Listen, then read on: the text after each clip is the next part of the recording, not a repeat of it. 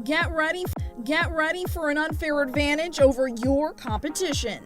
This is the Sales Edge podcast, where globally recognized sales expert and trainer Joe Pici helps you sharpen your skills for booking more appointments and closing more deals. And now, here's your host, Joe Pici. Well, hey team, welcome back. This is the second half of the lead generation. This is the Sales Edge, episode number 12. Thanks for coming back, and we're going to help you really determine a great lead generation mechanism, methodology, strategy. You know, in episode number 11, we talked about really defining your target market, your product, creating your value propositions. We talked about the traditional advertising, that this would cost you more money if you go back and review that. But this is some of the things that people do. We talked about generating quality referrals and giving quality referrals and the importance of that. We then went into affiliate and strategic alliances, whereby you create a strategy with people you know, like, and trust that have products and services that would serve well into your target market, and vice versa, that you would feel very comfortable referring people to go in, and people would feel very comfortable referring you to go in. And so strategic alliances have to be planned. We then went into the Dream 100. It's funny because in between episodes, I added to my Dream 100. Actually called one of my Dream 100 between episodes and booked an appointment. Isn't that incredible? And so that's a real thing that really happens. And so then we talked about market education and the two different aspects of when you were speaker, coach, and trainer, what not to give away, but to give away some quality. And when you weren't a speaker, trainer, coach, your product, your service, being able to speak publicly in different formats to bring value and have people see you as an expert in your field. From there, we went into the utilization and how you could use the outbound cold call to qualify quality leads. Now we ended up with the beginning of power networking. And I've got we talked about making sure you're in the right silo of networking. And so these are chambers, leads groups, whether it's BNI or associations. There's so many different networking events that you can really get involved in. That's going to put you in an arena to generate leads. I have some things to keep in mind when you're going to networking events. Remember, the middle word of networking is work. You're there to work. Now, I'm not talking about being a peddler or being transactional, but the specific intent of a networking event is to generate leads. I would recommend, if you've been going to a networking event, and after a year, if you've worked that networking event, worked it with the intent of generating leads, and you've garnered no leads that have led to business, you may want to evaluate, is this the best use of my time and or money to generate business? Now, here's a couple little rules of the road when it comes to networking. Remember, networking is not get rich quick. It takes time. It's more like farming. It's not about selling. It's about building relationships. It's certainly not just for extroverts. So many times I hear people go, well, I'm not really outgoing. That has nothing to do with it. Whenever you think about personalities, outgoing, not so outgoing, introverted, that's because people are thinking about charisma. I think everything, even the way you work networking groups, can be thought to skills and a process. The essence of networking is to be a good listener. You really want to listen. You want to be able to hand out business cards, but only to people who want them. Don't just shuffle the cards and hand out a bunch of cards. It's not just about you. It's, can you connect other people in the room to each other? Can you be that value person, that's going to be a connector of other people. I have a client, and she's incredible. She has her own networking event called 360, and I believe she's about the best connector I've ever seen. She never thinks about her own business. She's always putting this person with that person, this person with that person. In so doing, she's growing a magnificent brand, and people just really like being around her. It's not about just the people in the room. It's the people in the room. How many people do they know? Have you developed know, like, and trust with them? It's not just about the meetings. Are you setting up those one-on-one meetings outside the event to get to know people better, to exchange quote-unquote core stories? And it's certainly not sitting with your clique. I see this all the time. People sit with the same people. Folks, you already know them. You need to get to know the new person. Networking, it's really not about who you know. It's who in that room knows you have a solution. How well do you educate them? Okay, it's when I look at networking events, I'm looking at two basic principles. Number one, is my target market in the room, or do they know people in my target market? And number two is, am I willing to invest the time it's going to take me to build those relationships to a trust platform that they feel comfortable recommending me, and I feel comfortable recommending them. Now, when it comes to a business card, it always amazes me that people will say, well, I don't believe in business cards anymore. A business card is the least expensive marketing tool you can have. I believe you should have business cards. Everybody wants to use the iPhone, the i this, the i that. Quite frankly, a business card costs you hardly anything, and yet you can literally grow your brand with it, and that business card is alive. You don't have to scroll to find it. It sits on people's desks. Now, when you're designing a business card, I believe your picture should be on it, and I get a lot of pushback from that. I believe you should have etiquette on how you take a business card. When somebody hands you a business card, you should look at it, take it with two hands, and then ask some questions. How long have you been doing this? Okay, what are some of the challenges you have in your industry? We have to stop talking about ourselves. We have to talk about them. Okay, now, in moving forward, that's a silo. Let's talk about some internet marketing ideas. Internet marketing is not going away. It's here to stay, and it's explosive. And so why bother? Why put the time in to internet marketing?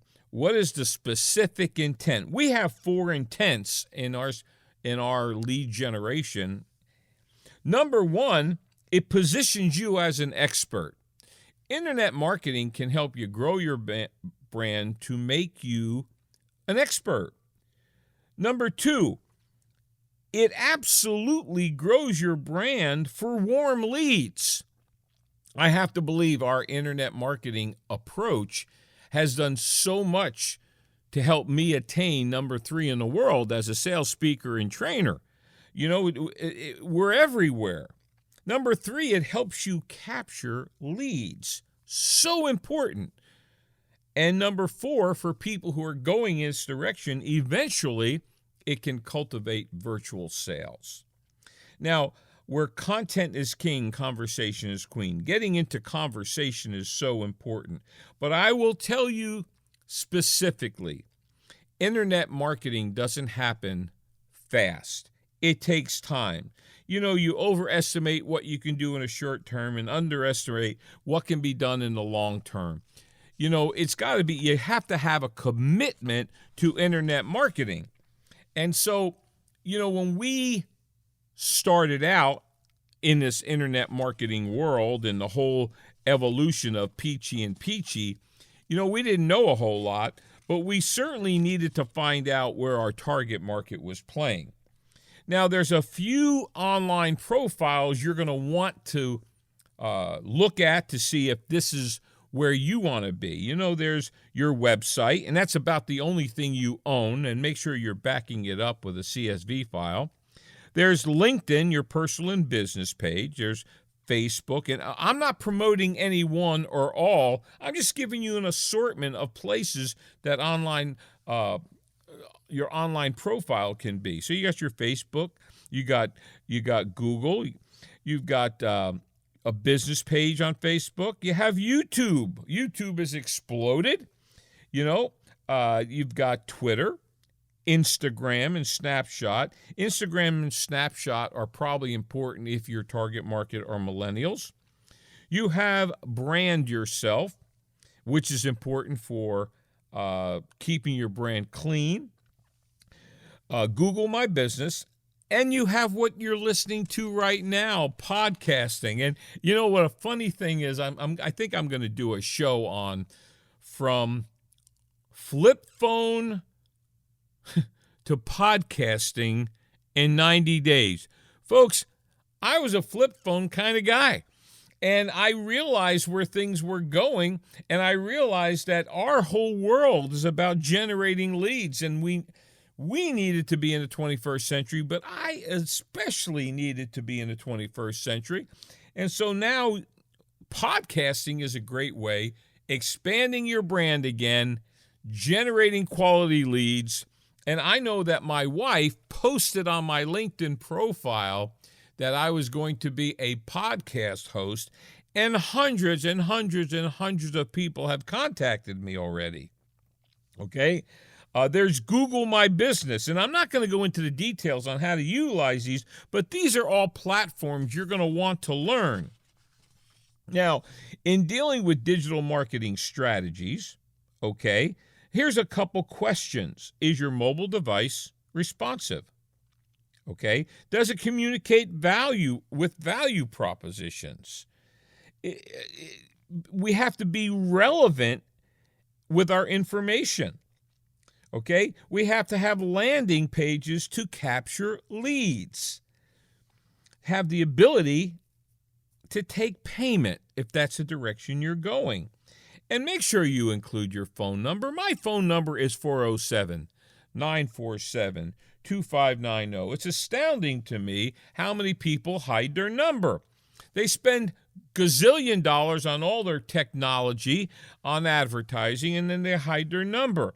I had a guy from New York call me one time. He said, Joe, do I have your permission to give out your phone number? I said, I'll tell you what, why don't you rent a plane, get one of those banners behind it, and fly it all over the world with my phone number. I want people to call me because that's my number one way of contacting people. Okay? Email can help keep you top of mind and drive traffic to your website. I believe content is so important because it literally shows your expertise. My wife is an incredible blog writer. She writes a lot. And it has so much to do with the growth of Pici and Pici. And so blogging has become so important. We need to maximize our SEO, okay? And you have to be on social media. You have to be out there regularly. You can't, before we made this commitment to podcasting, my son, who is really helping us so much with the podcast world, sat down with us and said, either commit to it or don't do it. You have to be regular. You have to be willing to be regular. Get your shows posted on a regular. We post every Tuesday and Thursday. So there has to be a regular commitment. A lot of people are using paid advertising, pay per click. I won't take a stand on that. We don't do it right now. But it's very effective. The analytics are very important. Analytics really tell you where your leads are coming from. And so you have to invest in some type of social media training or hire somebody. Let me tell you what our latest thing is. It's funny because if you listen this week and listen next week, we may have added something because what we do is so concise and intense. When we do something successfully, we're going to share it with you, but we're never going to share something we don't do. We just added a thing called text capture. I'm not an outbound text type person. I like to pick up the phone. But we wanted something that when we meet people, when we're speaking to large groups, we wanted to be able to give them value and also capture leads. So if you're on a mobile device right now, if you're on your phone, if you text 55678 and then put in the tagline, Sales Edge, one word, and send that off, you will get free download ebooks. You will get tremendous free content. And so this has become another source of lead generation that we just kicked off in the last week, and you're first to hear about it. That's 55678, and in the tagline, one word, Sales Edge. So that becomes another way for Pici and Pici to capture leads. Now, probably the best quality leads we're getting right now is through LinkedIn. You know, years ago, we were not social media people, and Dawn took a full year class. And at the end of the year, Dawn said, our target market predominantly is on LinkedIn. So Dawn took time to study LinkedIn and found out that most people were using it as a resume or just to connect or to get involved in groups. And all those things are wonderful, but she created a system that we use it as an outbound lead generation tool. It has now generated 31% of our quality business. Not just leads, but real business. And it's a powerful tool, you know, and so I recommend that you look into LinkedIn, but then I recommend that you assess how you're using it. You know, are you using it as an outbound tool? Are you using it to mine leads? Or are you using it as a resume? Okay? And so there's certain, you know, you want to be captivating. You want your title to be captivating with value proposition. You want to use professional titles. You want everything you do to be client-centric. It's about your clients. Look on my LinkedIn profile. Just go on LinkedIn and type in Joe and then Pici, Pici, and please connect with me. You can't see someone's entire LinkedIn profile if you're not connected. And so connect with me, okay? You're going to love to see my client base. You're going to love to see all the things that we're doing with LinkedIn. Make sure you're adding a call to action. Join groups. Don't spam, okay? I got in trouble when I first got into LinkedIn. You are not to spam. And then learn how to mine leads and finish your profile. You want to be the all-star rating, and so you need to have a finished profile. These are all ways of generating leads. Now, I'm going to give you the last thing we're going to talk about before we wrap, which is the goal of lead generation is to create top-of-mind awareness. Top of mind is when your brand, your product, your service, or your solution is at the top of people's and clients' minds when thinking about your industry. So when they think about your industry, your face pops up. Here's 6 musts for creating top of mind. Number 1, personal contact. You need to be personally contacting your clients. Number 2, having company literature. I think that's very important. Number 3 is public relations. Number 4 is ongoing client education. You may have a drip campaign. Number 5 is consistent ongoing advertising. And number 6, direct marketing. So as we wrap this up, this is Joe Pici of Pici and Pici. That's our sponsor, but this is the Sales Edge. This is episode number 12. If you have any questions, email me at joe@pici.com. Put in the tagline, Sales Edge questions, and let me know, do you want me to call you or answer it on the air? My phone number is 407-947-2590. Call me up for a quick complimentary cup of Joe. Continue to tune in, okay? we want this podcast to help you take your business, your career, your profession to the next level, to gain that competitive edge, to separate yourself from everyone out there. So when people are thinking about your industry, you are top of mind. You are the go-to person. Once again, thanks for coming. Our next number 13, I'm not even going to tell you what that's going to be about, but it's going to take another step towards helping you be the best you can be. Thanks a lot. We'll see you in our next episode.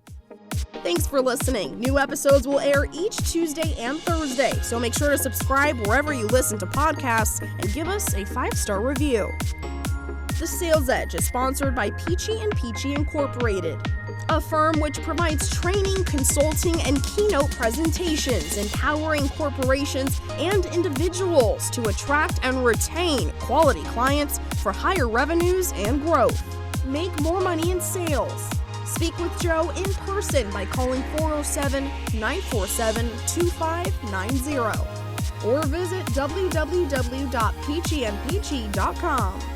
Spelled PICIAND, PICI.com.